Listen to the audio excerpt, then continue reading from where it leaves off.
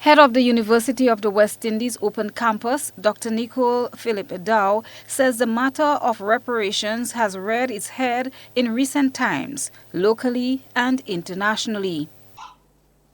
This matter of reparations has been debated for a number of years. In many cases, it has been left simmering on the back burner as we attend to seemingly more important matters. However, in recent times, it has come to the fore, both locally, regionally, and internationally, in the wave of Black Lives Matter movement and in our recent protests in the Caribbean against the visits of the royals. The matter of reparations is a present one. It's not dead. It's something that's in our face every single day. As we look at our landscape that is littered with tangible reminders of the period of enslavement, whether it's a watermill, a windmill, a copper, all of these are reminders of the excruciating pain, the suffering, the hardships, the loss of life, the humiliation, and the loss of identity of our forefathers. Philip Dow says they have embarked on a number of initiatives that reflects the goals of the Reparation Commission in Grenada. We have approached the government of Grenada to establish a committee to complete research on the renaming of our streets and villages along the lines of our forefathers and their accomplishments. And we're hopeful that this can be done for the 50th anniversary of Grenada's independence. Today, we gather to examine the period of enslavement and to ask, how do we see reparations for Grenada?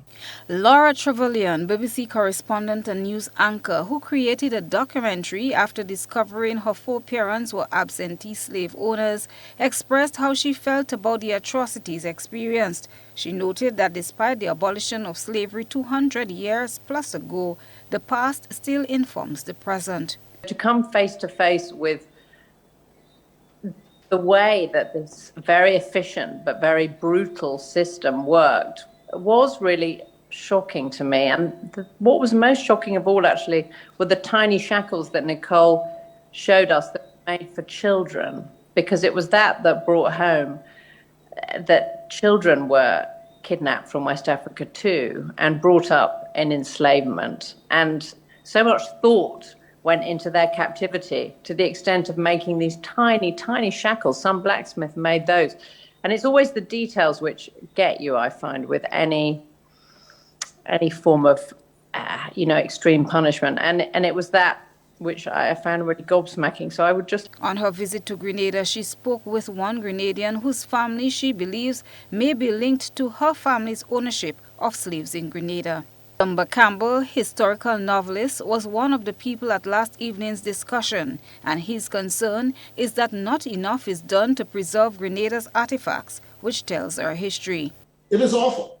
And when you think about the cost, when you think about the loss of limbs and all these things, it was not just the brutality of the punishment, it was the brutality of the work that took a significant toll on health, on psychology. I mean, there are numbers that say that if a plantation owner had a productive slave for 10 years, he was fortunate.